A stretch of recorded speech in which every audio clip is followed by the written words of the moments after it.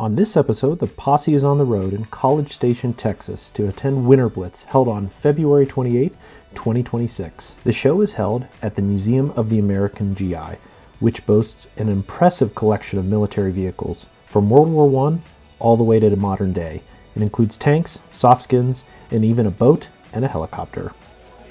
On the main floor was the contest and exhibition area, and on the second was the vendor hall, filled with amazing vendors from across the area with great deals. These 1/35th scale tanks were priced to move. Unfortunately, I could only bring one home. One vendor was even selling the artwork of Don Greer, which graced the pages of Squadron publications. The show also featured a swap table, where you could take a model if you left a model, a unique approach to really help build the community of scale modeling. Also, the show had a fantastic raffle with the newest kits and really unique prizes. This was the highlight of the afternoon right before the award ceremony. Now let's take a look at the entries on the main floor of the museum, starting with classic kits and Brandon Jacobs' Martyr 3, which won the WOW Award from Modelers Without Borders.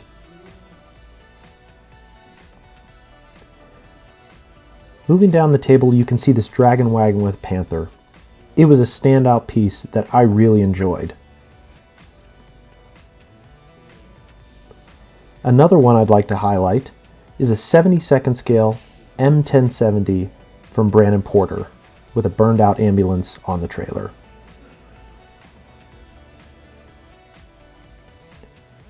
Going down to the 48 scale, it's a well-represented category at this show.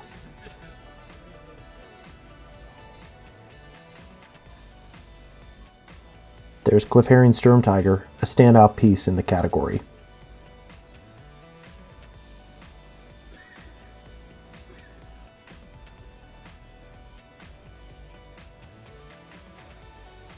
Another piece that caught our eye was Greg Friddle's Whippet. Amazing work. In the back corner of the main gallery, King's Hobby was set up selling awesome paints. They also brought along our friend Rick Lawler, who provided painting lessons all day long, experimenting with the latest and greatest from AK Interactive, specifically their Gen 3 acrylics and their Quick Gen paints, which make painting really easy and fun. His table is constantly packed with friends of the podcast and passerbys, including Stan Spooner here. After catching up with friends, we headed outside for a ride in the museum's pristine M113.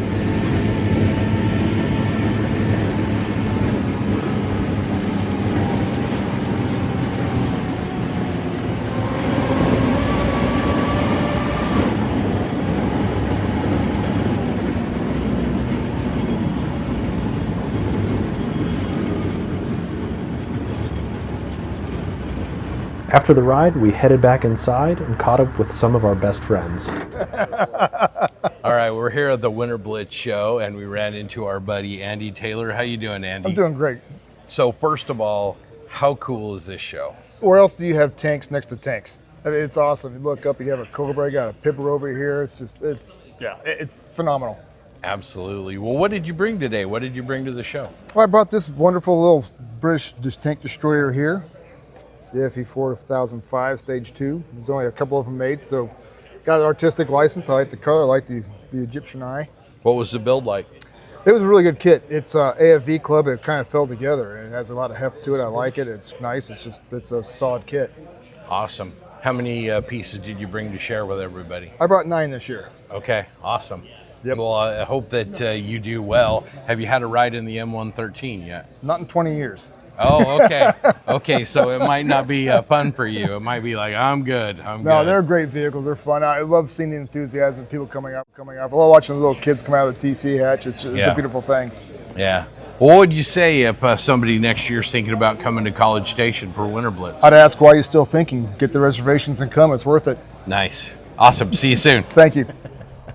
All right, we are in the back end of an M113 A-cab, I believe, and here with our buddy Cliff Herring. Cliff, you kind of seem like this is a familiar environment. This was home for me for quite a number of years when I was at Fort Polk in Louisiana, and then drove these when we were in Panama right after the invasion. So very familiar with the 113.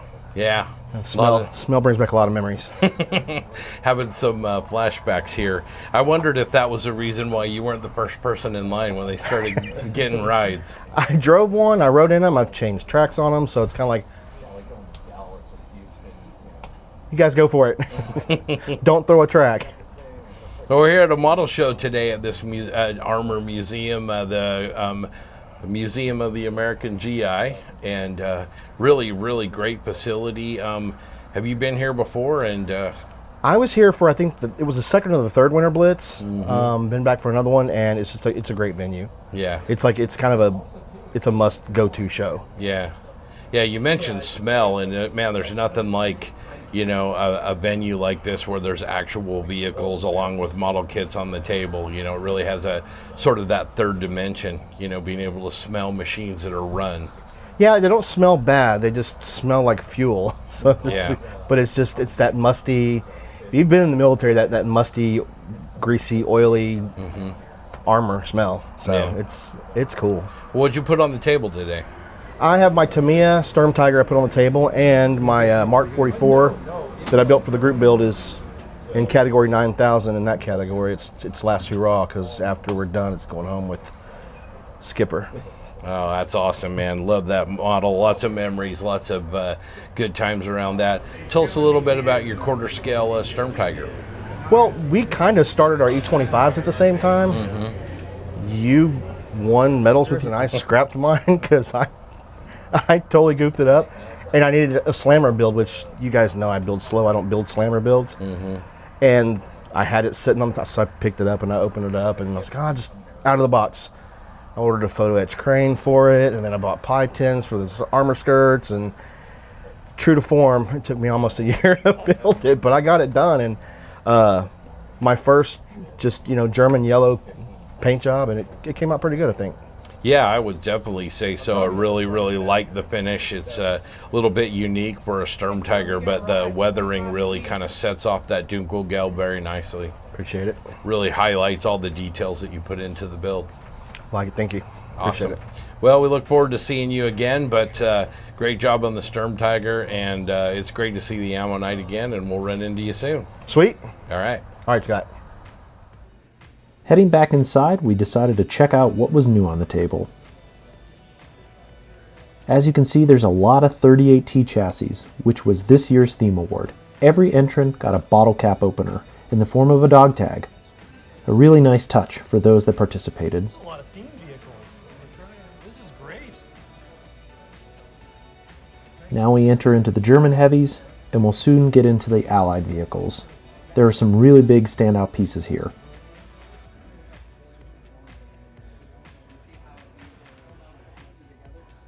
Moving over to the Allied table, there were amazing pieces, but one of them stood out the most, and that's Ken Childress's Firefly 1C. His model was absolutely fantastic, with an amazing finish and hyper detailing. As you can see, it is just a standout piece and really represents the vehicle well. Awesome work, Ken. Moving over to the Hall of Fame table, this features the winners of previous Winterblitzes, including Ken Burke and Doug Cohen. Doug's T-3485 was a standout piece and really does the old Tamiya 125th scale kit justice. Amazing work.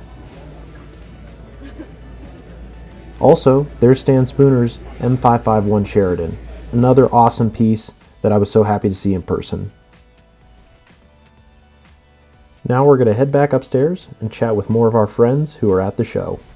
Well, we're here at Winterblitz today, and they have an amazing vendor room with some really innovative products, and one of the people that have those products is our buddy Matt McDougall with Doogs Models. How you doing, Matt? Pretty good. How you guys doing today? Pretty good. Well, tell us a little bit about some of these amazing track sets and other 3D printed accessories that you brought to the show. Yeah, so the impetus for these was I've always hated how every other Sherman track I've ever touched has gone together. Various kinds of pain, and so spent some time, figure out a way to get them to go together that isn't awful, and as a result have a bunch of nice 3D printed workable Sherman tracks, since expanded into Stewart as well. I've got some 1/16 tracks that are launching very soon. They're pre-order. Yeah, and just I've been expanding from there. I've got Jeep wheels happening. I've got some aircraft things, torpedoes, which I didn't bring, P-47 tires, and basically as many things as I can get to in the time that I have. Yeah, I love your approach. It's not just the tracks, but I love the fact that you're using FDM printing to make little containers for all the pieces for the tracks. You've got assembly jigs in a lot of your track sets. Yeah. Everything here seems to be just kind of really innovative in your approach. Yeah, and it's a lot of it is it's that like go togetherness. Like I've always hated when I buy aftermarket and just getting it ready to use is a pain. Yeah. You know, here's this great thing, cut away the giant resin pour block behind it. Oh, but you have to cut it away completely flat because it's a butt joint. Like that, no, I will never do anything like that. Exactly. So all of this stuff is designed to be as painless as possible. Well, highlight a couple of maybe your favorite items you have here. I mean, I know it's like which kid do you like the most, but Right. maybe talk about one or two of the items. I have an item I want to talk about. Yeah, so let's see, I'll go with, these are the best sellers of the entire bunch. T54E1 Sherman tracks. So these fit literally every Sherman worth its salt. Tamiya, Tacom, I think Mang. I'm trying to remember who all makes Shermans now. Asuka, Tasca, etc. Ryefield, yeah. Ryefield. It will not fit some of like the really old Tamiyas that have the incorrect sprockets, but other than that, it fits everything. These actually have they actually have the welds on them. It's hard to see in 35th scale just because printer resolution is limited, but in 16th scale, they have cast iron the cast steel texturing. So you're going to get some character out of them, which is always fun to have. Yeah, you got extended end Yeah, connectors. you've got duck bills.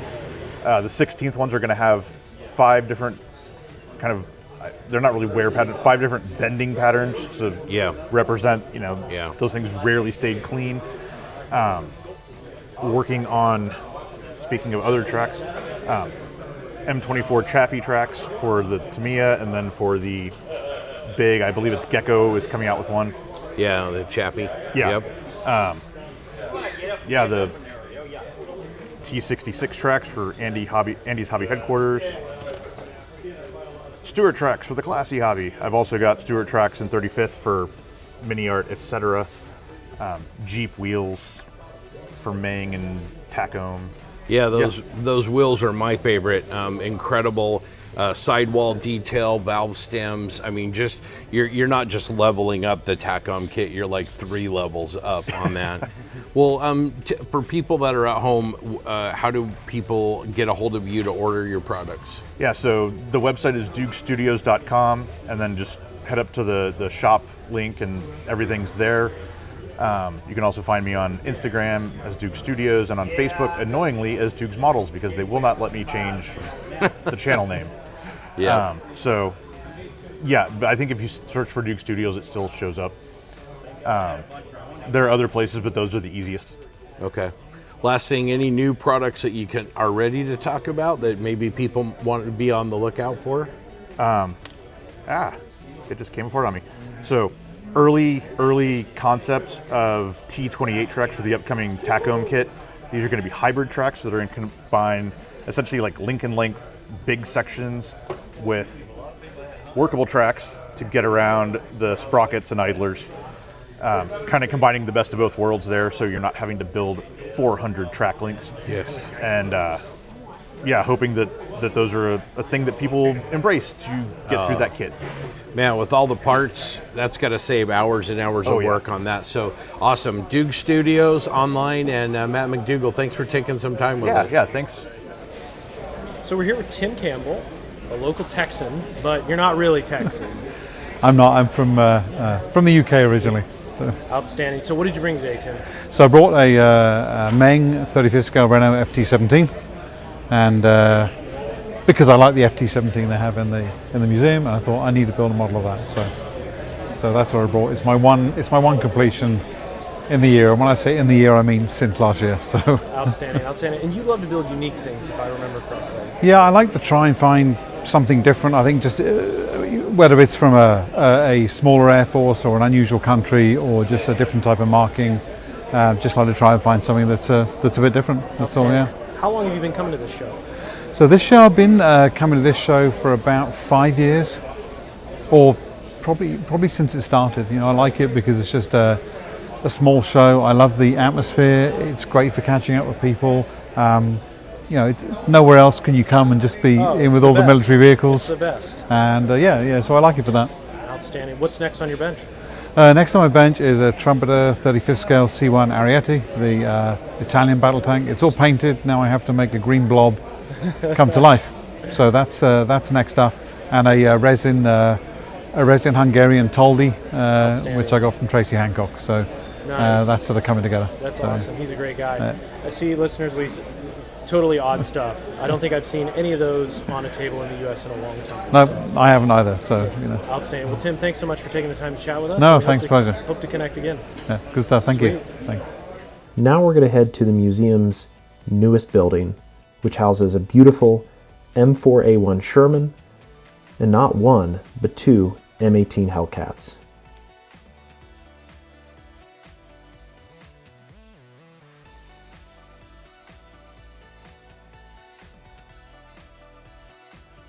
You'll also see a Deuce and a Half truck and an M5 Stuart, which was undergoing maintenance. Outside, there is a pristine LVT-4 and Pacific War markings. This was a standout piece. Back inside, the tables were getting full, and here we see the modern armor that was entered. Additionally, Maschinen Krieger was well represented at the show. As the show came to a close, everyone packed back into the main hall for a final raffle drawing before the awards ceremony, which featured these gorgeous awards and awesome pint glasses. This just puts the icing on the cake for an amazing day and an outstanding event. Let's hear from Brandon around what the show means to him and how today went. So Winterblitz just concluded. I'm here with the show chairman, Brandon, and I am so excited to talk to him about what this show was, what it meant to him. So Brandon, how many entries were there today? We had today 451, which is over 100 more than last year. Outstanding. How many modelers were there? We had 89, which was about 20 over last year. Jeez. So big day. Big day. And with that as well, you had vendors, and then you had Rick Lawler here. Yep, we had Rick Lawler, who was sponsored by King's Hobby in Austin, and he came and did a demonstration all day. And the museum did an M113 tank ride as a little surprise bonus. So that was pretty outstanding. Cool. Yeah. And the show is something special. I think what's really cool is you gave out so many special awards. What were some of the highlights of those? Some highlights, well, what we always try to do is have the best of awards that acknowledge the best of the best. That doesn't mean that what we put out on the table isn't important, but we want to acknowledge it. By the way, we had people from 9 different states. 9 different states. It's crazy. Which is crazy. Some of the things, like this year was the first ever we did a figure, best of figure, best diorama. Of course, best, we always do the best not tracked, best half tracked, and best tracked. Silk Purse Award, which is we award someone for doing something truly unique with a crummy kit. Best camouflage scheme. And then we also allow every year the museum to pick their own award. Of course, you guys got to pick a PPP award. Yeah, it was awesome. We try to make it where it mixes up a little bit, right? Because what you pick might not be recognized elsewhere. Exactly, and in case yours wasn't, and it was really cool. So we love doing that. Yeah, it was a lot of fun. I think today highlights the health of the hobby in this area. I want to highlight this museum as well, the Museum of the American GI. Tell us just a little bit about this museum and the special relationship you have with them. Okay, well, the Museum of the American GI, located here in College Station, is an armor museum. All the artifacts in the museum run, and in fact, they do a living history in March and November where it's a big festival of tanks running around and shooting and things like that, much like the M113 today, where they drove around the M113. Yeah. 5 years ago, I was driving by the museum, and I said, "Boy, that would be a cool place for a model show." And here we are. And here we are. And I walked in, and it was like, "You want to do what?" And we've proved to the museum that a model show is a very good event for a museum. I mean, look at all the people that we had. Oh, yeah. Do you have a head count coming through the door? At least a couple hundred. Yeah, but because good point, 89 contestants. Right. But there was a heck of a lot more people who were just participants. Yeah. So, and I don't know that number. Yeah, Scott and I had a fantastic time today. I think this highlights the health of hobby in the area.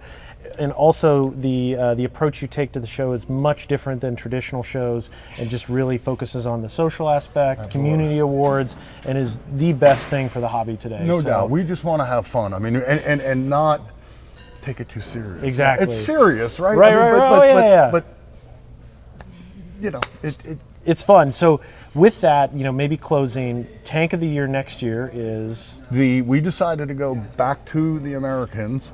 And we're going to do the M3, M5, M8 chassis, the Stewart chassis. Great. Which is crazy because there's an M8 right there in the middle of the floor. Back of us. We always like to pick the tank of the year because it has to be available in many scales. Yep. It has to have variants and multiple theaters. And the M3, M5, and M8, it hits everything. It's everything. Yeah. So that's fantastic. Next year's show dates are January 23rd. So we locked it over. We're going back to January, and we're going to cross our fingers for no snowstorm this year.